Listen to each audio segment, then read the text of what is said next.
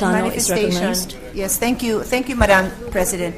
Madam President, I would just like to put an important matter on record. This is with regards to the RH bill. It has not been in the. It was not in the agenda today, and obviously, when we were discussing the debate, as other bills, they were also not in the agenda. But I would like to manifest and put on record that I, along with my co-sponsor, have been ready, especially now that the budget is finished, to continue the debates. And since there appears to be no intention, there does not seem to be any other senator who has indicated their desire to interpolate. May I also mention that the week before we went on recess, there also was no RH debates, and I take that to mean that there was no one particularly there was no one who had any particular interest to continue the debates. We will be moving for the termination of the period of interpellation and to move on to the period of amendments. Having said that, the reason why I bring this up is because if there still are any parties who are interested in debating, I again am making it known that we are ready, we have been available, and we would like to spend more time for those who want to. But, Mr. President, if there is no one, as I have said, it appears to be there are no other persons interested, unless the intention is to delay and not to take it up, then I think the records will bear me out that, as I said, the week before we went on recess, and even today, there is no, there has been no other manifestations of those who want to interpolate. So I just put that on record, Mr. President, so that at the proper time we will move for the period of interpolation to be terminated. Thank you. The manifestation of a senator from Taguig and Pateros is noted. May we hear from the Majority Leader? Yes. Yes, I would like to take exception to the statement that this might be a delay. Madam President, your chairman of Committee on Rules does not interfere with the desires of the different committee chairmen. So I hope that they respect the chairman of the Committee on Rules when he so decides on any matter concerning what is best for the interest of the Senate. Now, I take exception to the fact that they mentioned the word delay, because if I only wanted to delay the RH bill, all I have to do is not calendar it, even for calendar for ordinary business or the calendar for special orders, Madam President. But I did. As a matter of fact, I started interpellation, even because, and only because the other members of the Senate are not ready to interpellate, but they have made reservations. The presiding officer herself has made reservations to interpellate. Senator Lacson has made May we hear the names of the persons who are scheduled to interpellate according to order of reservation? Yes, according that to would be order of helpful, reservation, Madam President, Sotto, Enrile, Lacson, Recto first before Lacson, Legarda,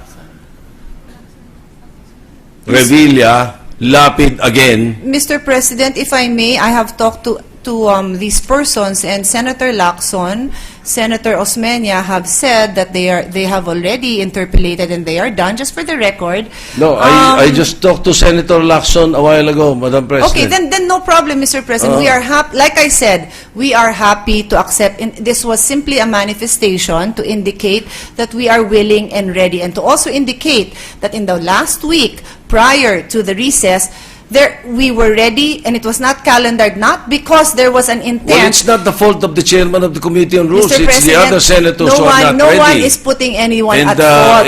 Mr. President, all we are saying... As I said, I take exception to the use of the word delayed. And I have the floor, Madam President. Let me finish with what by I'm all explaining. means, I apologize for that. I was just trying to clarify. Yeah, that's why, as I'm saying, these are the names of those who have manifested to interpolate. Some of them have said they will interpolate. Trying to clarify. Yeah, that's why, as I'm saying, these are the names of those who have manifested to interpolate. Some of them have said they will interpolate after the budget.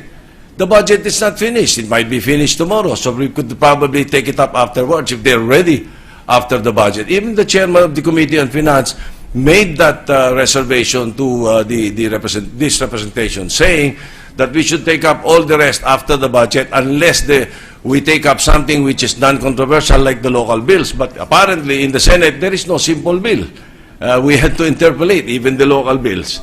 So there is no truth to that matter of saying delay. Even Senator Santiago was interviewed earlier on TV, and she said, she was quoted to have said that the leadership of the Senate is delaying this. If I want to delay this, Madam President, all I have to do is ask you to read the journal. You will have to read it every day. All I have to do is filibuster. But I'm not filibustering, Madam President. I'm merely your humble servant who is the chairman of the Committee on Rules, and the other members of the Senate says they want to interpolate, but they are not ready. What do you want me to do? I myself would like to interpolate. So I would like to calendar this as soon as possible. Madam President, the last thing that I would want to do is not to discuss the RH bill. I want to discuss it because I want an intelligent vote from the members of the Senate. I want them to find out more about the bill, like what's happening in the House. Every time it is discussed, every time a provision is being discussed, the more people are against it. That's why I want to talk about it. That's why, Mr. President, there are no intentions of delaying this. There are no intentions of not calendaring this particular measure. If you want, you can calendar it every day. But there are no senators who wish to interpolate at their time. They want it at their time. We do not have closure in this hall, Madam President. The point of the majority leader has been made clear, and the point of the Yes. senator from Taguig and Pateros already Madam has President, been noted. I would just again like to clarify that the intention was to also was really to apprise our colleagues of the fact that we are ready. Like I said, those who have earlier manifested their intention to interpolate had told me before we went on recess that they were no longer interpolating. And I do recall I had a discussion with Her Honor, and we had said that she may be interpolating after, and therefore this manifestation is precisely directed to my colleagues to advise them that we are ready. And in fact, as we honor the agreement that we would not be conducting any interpolations during the budget session. In fact, during times like this, today and tomorrow, if there are no budget debates going on, then this is the perfect time, Madam President, to conduct the debates. And although we agree that the Senate does not, practice the system of cloture, we do have a reasonableness. I think we are very honorable people, and we respect, that everybody has their work cut out for them, and this is an important measure, and that is why, as the sponsor of the measure, I make myself available, and I am not going to, say that up to midnight we will debate. I will not even say that. I'm just making a statement that if there are 2 or 3 of my colleagues who would like to debate, then we will be ready. And if we notice that there is no one manifesting their intention to debate, then I think it is only fair, in the same way that we wait, then it is also fair that we are also allowed to move on, Madam President. That is the only point that I'm trying to make. And that's why I specifically indicated in the week before we went into recess, there was no one. And in as much that we give people their time, that they can interpolate when it is convenient for them, we respect that. If they have an appointment outside of session, if they have other committee hearings that are important, we respect that. But the bill has been pending for months, and I think we are also entitled to our due respect that within a reasonable amount of time, makahanap naman po sila ng oras na mag-interpolate kung talaga namang mahalaga itong bill para sa kanila, whether it is to oppose, to support, or to clarify. So that's the only point, Madam President. Thank you. I thank Her Honor, and I thank Her Honor for this. Thank you. The Chair believes that the positions of both Senators Sotto and Cayetano are actually not contrary. In fact, the position of Senator Cayetano was made to clarify, and indeed the Majority Leader had clarified that there are still senators who are scheduled to interpolate.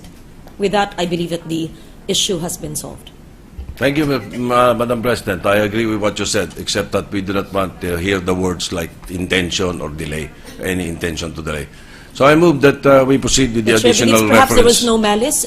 It was just in a matter of communicating with each other. We believe perhaps that issue has been closed now. Mr. and- President, just to clarify, there was no intention to indicate that there is in fact delay. What I think I said, what I intended to say, and you can check the record, is I certainly hope that this is not intended to delay. I use that word because that would be my impression if no one is interpolating, but then there is, we are not able to move forward. And since His Honor, and I have never indicated that His Honor, the Majority Floor Leader himself, has refused to calendar. I never said anything like that. So all I was saying is that we are ready. There is this, there are supposedly names being floated who will interpolate, but I am not aware. And now that we are all aware, I think this will be put to rest because we have put on record that we need to know who wants to interpolate, and then I can do my own follow-up with them and find out, you know, what are their what timelines they have in mind. But again, I will reiterate that our objective is to move forward. Thank you, Madam President. Thank you, Madam President. You will have to understand and you will have to forgive the Majority Leader. But aside from the hearing those words, I was informed that the other co-sponsor said, officers of the Senate are causing the delay in the passage of the RH bill. So I was not too pleased hearing those words here in the hall. I would have allowed it outside, Madam President. But anyway, unfortunately, the person being quoted is not present in plenary today. Yes, I move to we proceed with the second additional reference of business, Madam President.